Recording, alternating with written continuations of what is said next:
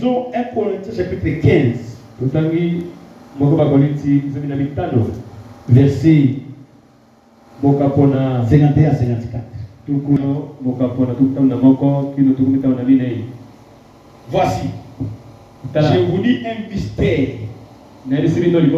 Nous ne mourrons pas tous, mais tous nous serons changés. Ça c'est un mystère. Le corps ici, j'avais dit que c'était dans le physique. Une maison de Dieu physique ne peut pas habiter ici éternellement. Pour la simple raison, c'est corps est éphémère. Il est de courte durée. Parce que la mort physique peut détruire ses corps, peut nous attraper. Mais l'apôtre Paul dit, nous ne mourrons pas tous. Cela est vrai parce que c'est un mystère. Quand Jésus reviendra, le jour de l'enlèvement de l'église, certains saints seront déjà morts, d'autres par contre ne connaîtront pas la mort à ce moment-là. C'est pourquoi il dit c'est un mystère. Mais tous nous serons changés. Nous serons changés. Même ceux qui sont morts, ils seront changés parce qu'ils ressusciteront avec un nouveau corps, une nouvelle maison de Dieu, un nouveau temple de Dieu, un nouveau édifice. Qui n'ont pas connu la mort, et aussi seront changés. Ils revêtiront aussi leur domicile céleste. C'est ce que nous appelons la maison spirituelle. Clé d'œil, à la dernière trompette, la trompette sonnera. Et les morts ressusciteront incorruptibles. Et nous serons changés. Parce que le corps que nous avons, c'est un corps mortel. Il est corruptible. Mais quand nous ressusciterons, nous ressusciterons avec un corps incorruptible. Un corps qui n'a pas été tiré de la poussière et qui ne rentrera pas dans la poussière. Mais avec ces corps ici, ces corps tirés de la poussière rentrera dans la poussière. Mais ces corps-là, c'est un édifice céleste qui n'est pas fait de métaux. Ces corps-là, l'homme, car il faut que ces corps corruptibles revêtent l'immortalité. Voilà la reconstruction. On va rebâtir le saint. Ils sont morts. Ils sont morts avec un corps corruptible. Ils sont morts avec un corps mortel. Et quand ils seront incorruptibles, comme c'est un corps immortel, donc c'est une demeure éternelle. Mais ce corps corruptible, mortel, n'est pas une demeure éternelle. Acclamons le Seigneur. Lorsque ce corps corruptible aura revêtu l'incorruptibilité et que ce corps mortel aura revêtu l'immortalité, alors s'accomplira la parole qui est écrite. La mort a été engloutie dans la victoire. Parce que la seule chose qui peut détruire ces corps physiques, c'est la mort physique. Maintenant, lorsque Dieu va nous ressusciter, nous revêtons un corps incorruptible, un corps immortel. C'est que le corps corruptible a été englouti par l'incorruptibilité. Le corps mortel a été englouti par ce qui est immortel. La mort a été engloutie dans la victoire. Aussi longtemps que nous avons ces corps, la mort est évidente. La mort est évidente. La mort devient une fatalité. Il ne peut pas éviter ça. Même si tu vas en Europe, pour chercher des soins tu n'échapperas pas. La seule chose que Paul nous révèle, c'est seulement le monde de l'Église. Où certains saints échapperont à la mort, ils ne mourront pas. Mais c'est pas changé. En remettant le corps incorruptible et immortel. Mais les saints qui étaient déjà morts, parce que ils avaient un corps mortel, tiré de la poussière et rentré dans la poussière. Et quand ils reviendront à la vie, Dieu les a reconstruits, il leur donne un édifice céleste. Un corps spirituel, un corps céleste, une demeure éternelle. C'est que la mort qui frappait tout le monde a été engloutie par la victoire. Voilà pourquoi à partir de ce moment-là, quand vous serez blessés, acclamons le Seigneur. Vous ne trompez la mort, parce que nous aurons un corps incorruptible, un corps immortel, une demeure éternelle, un édifice céleste. Donc la mort ne peut jamais nous frapper lorsque Dieu va reconstruire notre corps. Il nous fera revêtir d'un corps spirituel. Jean chapitre 5. On avait lu ces versets, mais nous lisons. Jean chapitre 5, verset 25 et puis 28. Jean chapitre 5, verset 25 et puis 28 à 29. Jean chapitre 5, je commence par le verset 25. En vérité, je vous l'ai dit, l'heure vient, et il est déjà venu, où les morts entendront la voix du Fils de Dieu. Et ceux qui l'auront entendu vivront. Je ramène ça par rapport à la résurrection. Le dimanche, on avait parlé par rapport à la résurrection. Je ramène ça par rapport à la résurrection des morts. Jésus dit, l'heure vient, et il est déjà venu, où tous ceux qui sont dans les sépulcres, où les morts entendons la voix du Fils. Et ceux qui l'auront entendu, le jour où Jésus reviendra, le jour de l'avènement de l'Église, n'est-ce pas? Les morts entendront la voix du Fils. La voix du Fils de Dieu, ça sera la trompette qui sonnera. C'est l'heure. Paul dit, la trompette sonnera. C'est ça la voix du Fils de Dieu. Et ceux qui sont enfants de Dieu, la tombe, comme ils sont morts, ils vont entendre la trompette et ils revivront. C'est-à-dire, ils ressusciteront d'entre les morts. C'est pourquoi nous aujourd'hui, nous mourrons comme Paul, Pierre, Jean, Jacques, et tous les apôtres, et tous les saints que nous connaissons, ils sont morts. Mais quand Jésus viendra,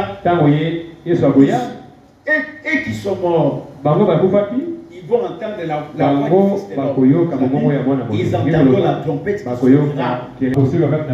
Verset 27. Verset 28 plutôt. Ne vous étonnez pas de cela. Car l'heure vient où tous ceux qui sont dans les sépulcres entendront sa voix et en sortiront. Tous ceux qui sont dans les sépulcres, ils vont entendre la voix du Fils de l'homme. Même les pécheurs entendront la voix. Nous, les ceux qui sont morts, nous allons entendre la voix et nous ressusciterons dans les morts. Ceux qui auront fait les biens résisteront pour la vie. Mais ceux qui auront fait les mal résisteront pour les jugements. Nous qui allons faire les biens, nous allons revenir à la vie. Après avoir revêtu notre corps céleste, donc c'est pour la vie éternelle. Mais quant au péché, sur le rétablissement par rapport à nos corps, à nos vies. Maintenant, Nous parlons du rétablissement du temple en expliquant le temple et la maison de Dieu comme étant l'église. L'église.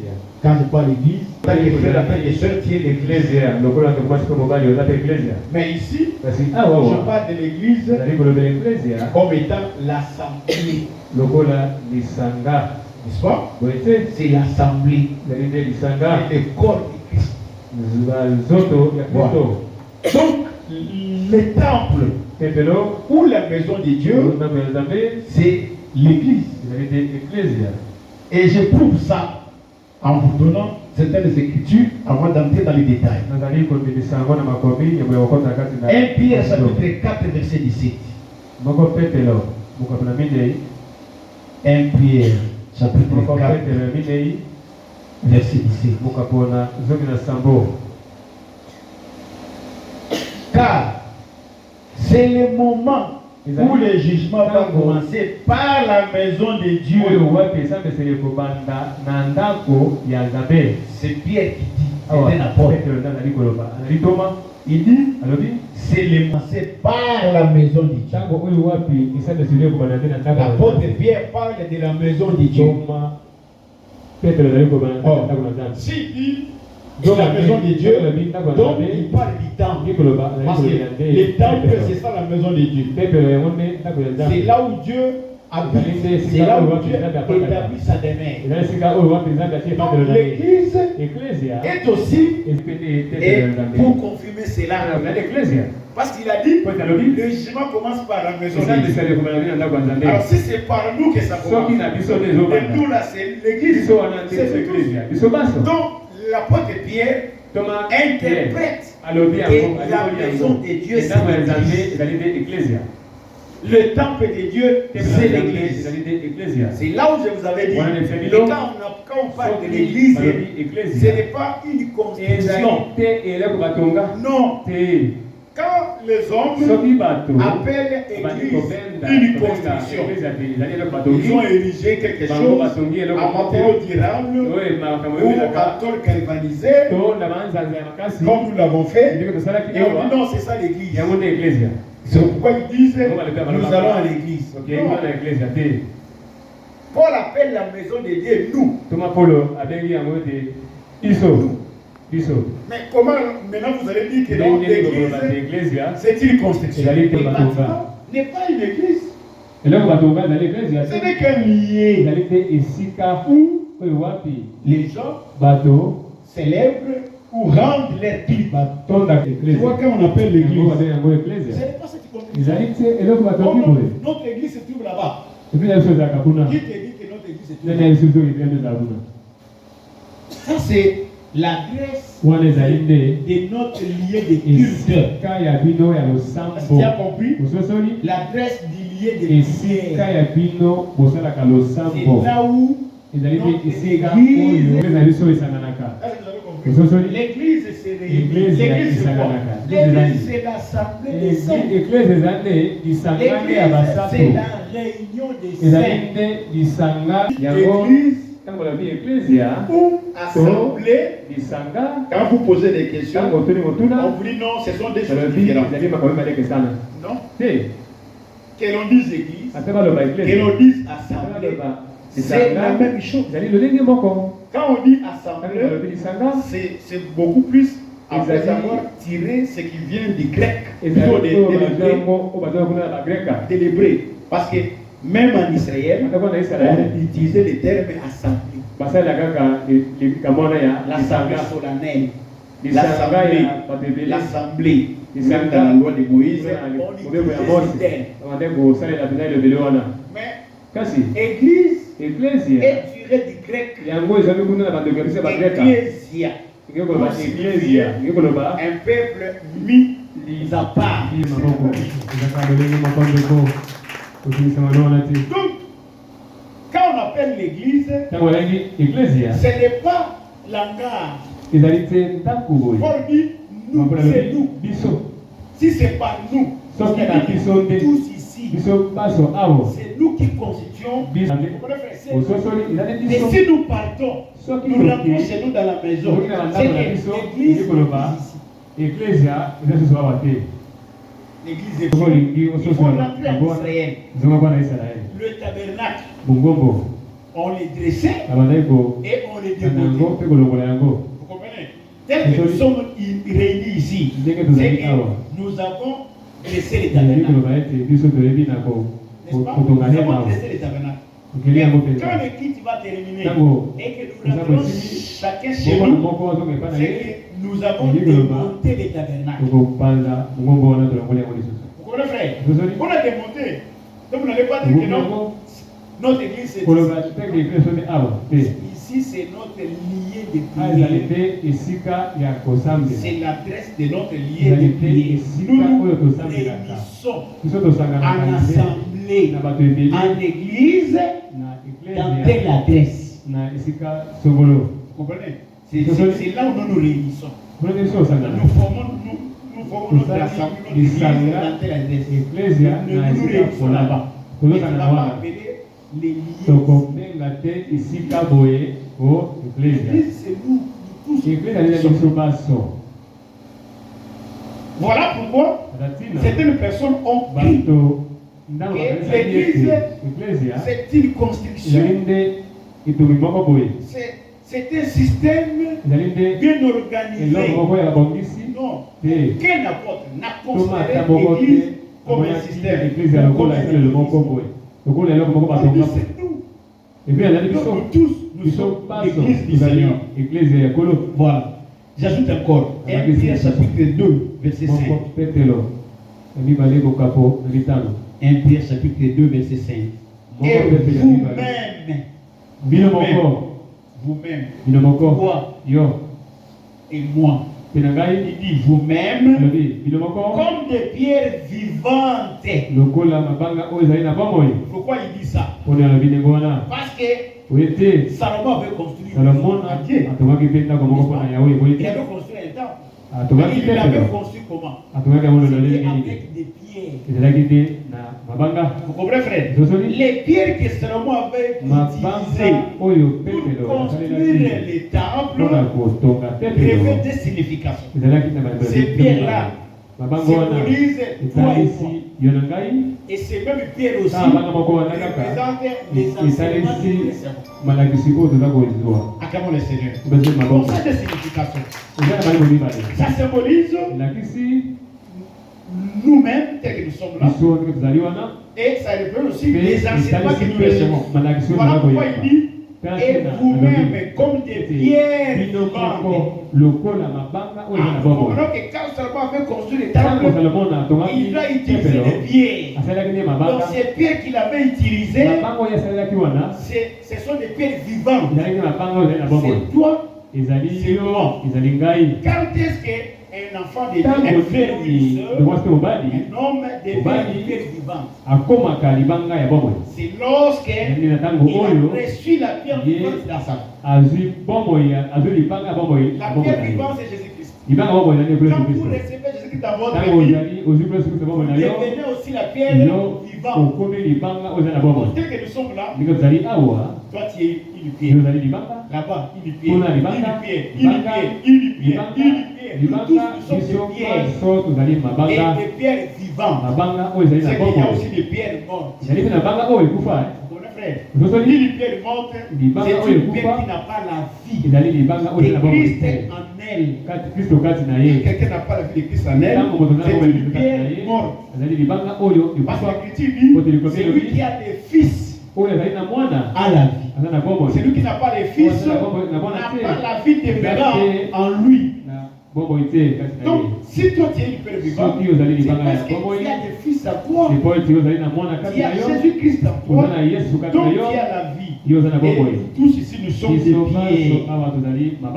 Alors, comme nous sommes des pierres, l'apôtre Pierre nous dit édifiez-vous. Édifiez-vous. Construisez-vous. Pour former une maison spirituelle. Donc il y a une maison spirituelle. C'est ce que nous appelons l'église. La maison de Dieu. Les temples de Dieu.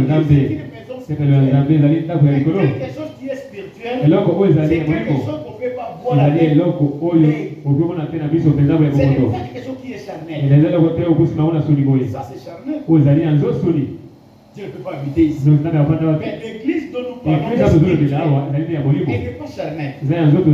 Elle est édifiée par des pierres vivantes. Et ces pierres-là, c'est toi et moi. Chacun de nous doit servir à la construction de cette maison-là. C'est pourquoi l'église, c'est l'église des saints des Matadimayo. L'assemblée des saints des Matadimayo, ce n'est pas la personne de Nata. C'est nous tous ici. C'est nous qui constituons cette assemblée, cette église des saints des Matadimayo. Acclamons le Seigneur. Donc ça signifie que toi, tu es utile dans cette église parce que tu t'édifies pour que nous puissions former cette maison spirituelle. On a besoin de toi. Ce sont les membres qui forment le corps. Le corps, bien qu'il ait un seul corps, mais il est formé de plusieurs membres. Alors, aucun membre du corps ne peut dire à un autre membre, je n'ai pas besoin de toi. Tu ne peux pas dire que non. Frère Chandelier, moi je n'ai pas besoin de toi. Frère Blaise, moi je n'ai pas besoin de toi. Frère Anissé, moi je n'ai pas besoin de toi. Moi, j'ai besoin du frère Anissé. J'ai besoin du frère Blaise. J'ai besoin du frère Chandelier. J'ai besoin de vous tous les mamans qui sont là. Donc vous tous, j'ai besoin de vous. Et vous aussi vous avez besoin de moi. Tout comme moi vous avez besoin des autres qui sont là. Personne ne peut dire moi je ne veux pas de toi. Moi je ne veux pas de toi. Acclamons le Seigneur. Parce que nous formons un seul corps. Nous appelons l'église. L'église, ce n'est pas un seul membre. Ce n'est pas une seule personne, c'est nous tous. Et nous devons avoir besoin les uns des autres. Et chacun aussi. Il a fait, il a départi à chacun une grâce. Aucun membre d'entre nous n'a la totalité des grâces. Aucun.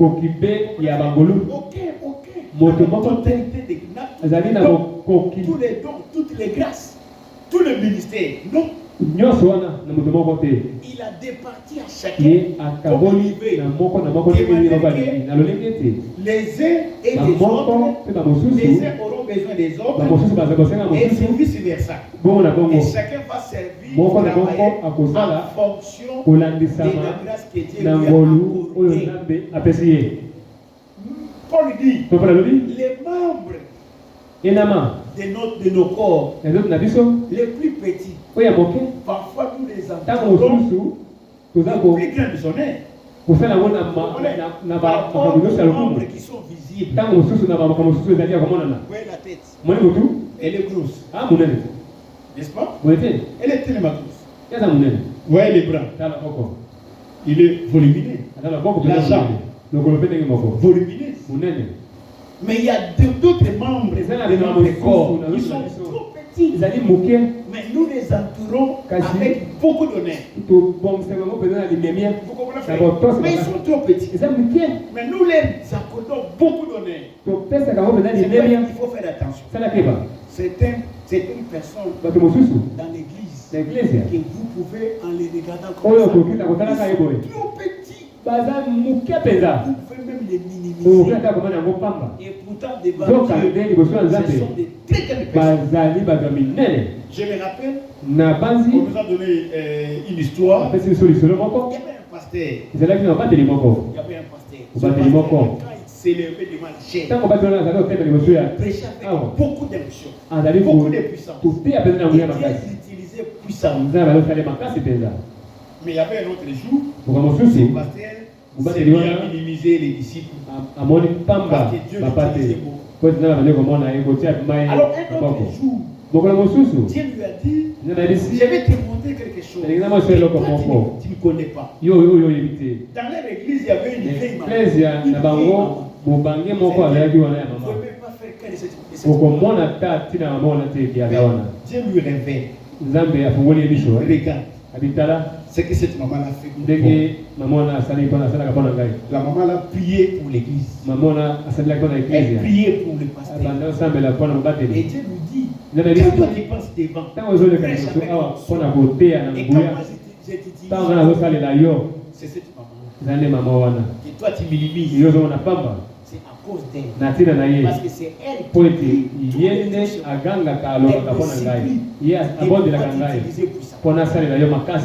si cela dépendait de toi, je n'allais pas t'utiliser pour ça.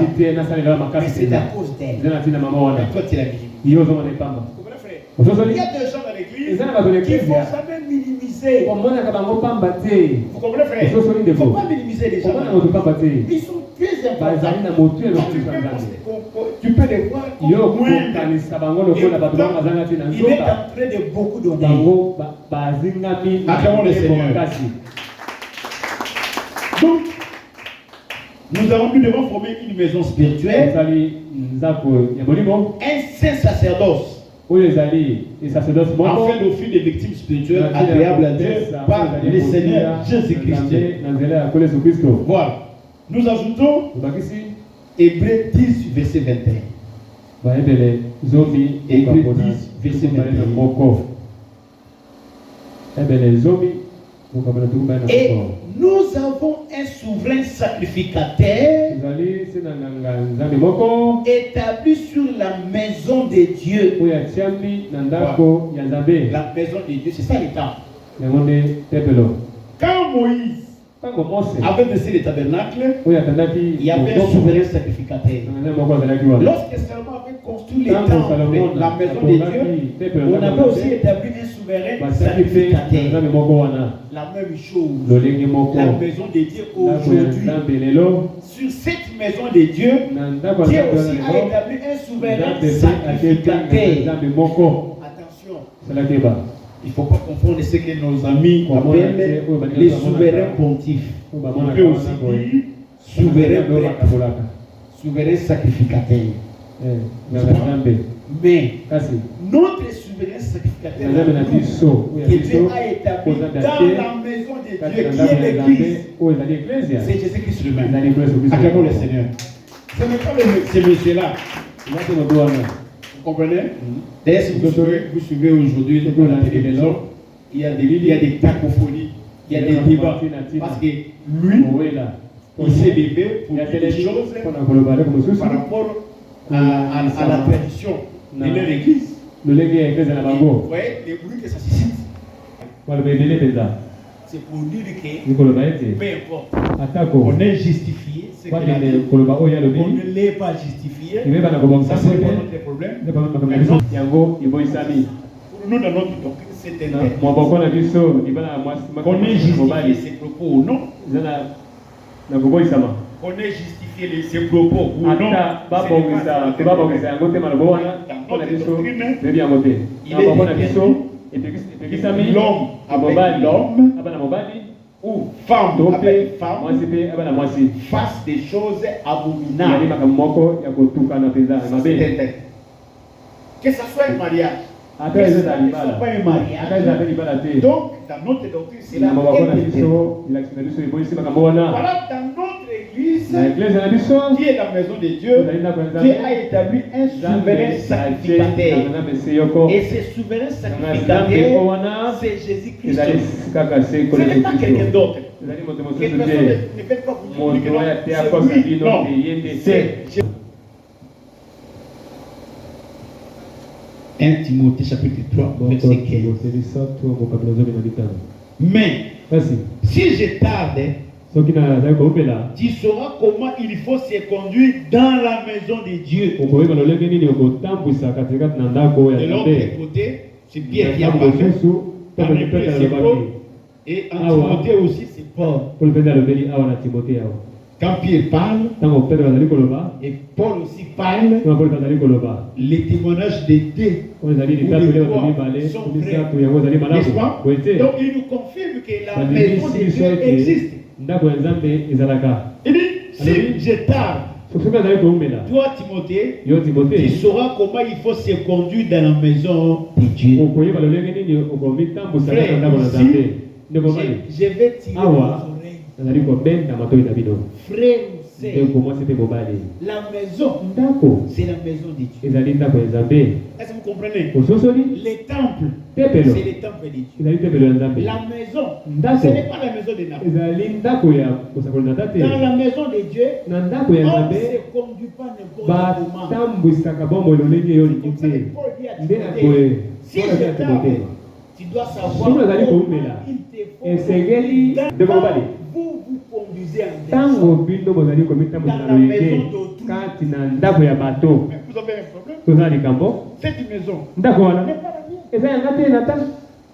Quand vous faites n'importe quoi, la publicité, la prostitution, la débauche et tant d'autres péchés que vous multipliez dans la maison de Dieu, frère, vous vous me conduisez dans la maison de Dieu. Vous n'avez pas affaire à Nathan. Cette maison n'est pas la maison. C'est la maison de Dieu. Comment vous conduire dans la maison de Dieu? On ne se conduit pas n'importe quelle manière dans la maison qui appartient à Dieu. Et quand vous faites n'importe quoi, les propriétaires de la maison, vous salissez les bâtiments. C'est pourquoi il y a des gens. Il est prédicateur. Il fait n'importe quoi. Parce qu'il est prédicateur. Il est ministre de Dieu. Il fait n'importe quoi. Il est chanteur. Instrumentiste. Donc, il fait n'importe quoi. C'est un frère. C'est un frère. Il fait n'importe quoi. Frère, dans la maison de Dieu. Toi, tu penses que ça, c'est la maison de Nathan? C'est la maison de Dieu. Ne te conduis pas de n'importe quelle manière. Tu vas savoir comment il faut conduire dans la maison de Dieu. Qui est l'église du Dieu vivant? La colonne et l'appui de la vérité. Paul dit la maison de Dieu qui est l'église. Ce n'est pas moi qui a donné cette révélation, c'est Paul. Pour Paul, la maison de Dieu c'est l'église. L'église c'est la maison de Dieu. C'est pourquoi on ne peut pas dire l'église de Nathan. L'église n'est pas l'église de Nathan. C'est pourquoi un frère là, les gens ont commencé à construire l'église comme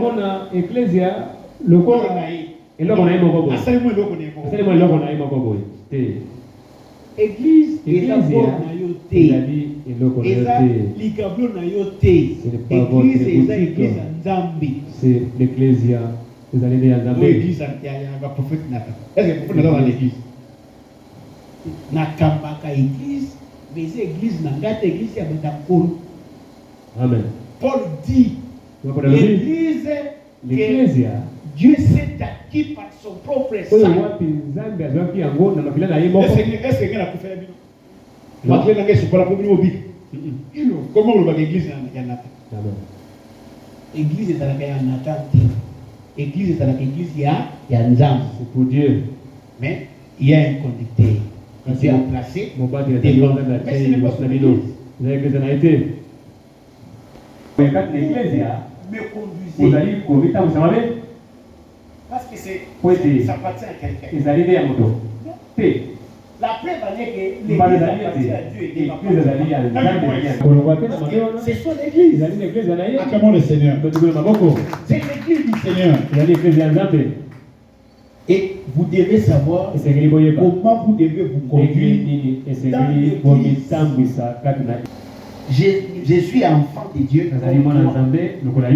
N'est-ce pas? Mais celui qui est fils dans la maison de Dieu, c'est Jésus. C'est lui le fils de Dieu dans la maison de son père. Mais nous tous, c'est la maison de Dieu que nous devons honorer. On commence à faire n'importe quoi dans la maison de Dieu. Vous n'honorez pas Dieu. Parfois, tu dois te dire, je fais ça pour faire souffrir. C'est pas moi que toi tu fais souffrir. Paul, vous savez que quand Paul persécutait l'église du Seigneur, il persécutait les saints. Donc il persécutait l'église du Seigneur. Quand Jésus lui est apparu, qu'est-ce que Jésus lui avait dit? Il dit, Saul, pourquoi me persécutais-tu? Est-ce qu'il avait dit, tu persécutes mon église? Pourquoi que tu persécutes? Voilà pourquoi si tu dis très mal dans la maison de Dieu, tu fais du mal.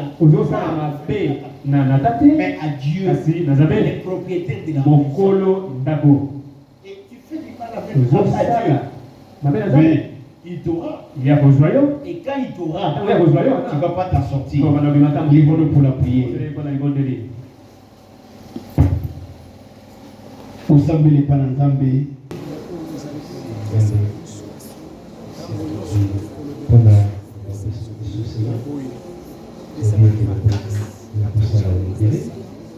Merci pour les exemples. On a vu que ça sert. On a vu que ça va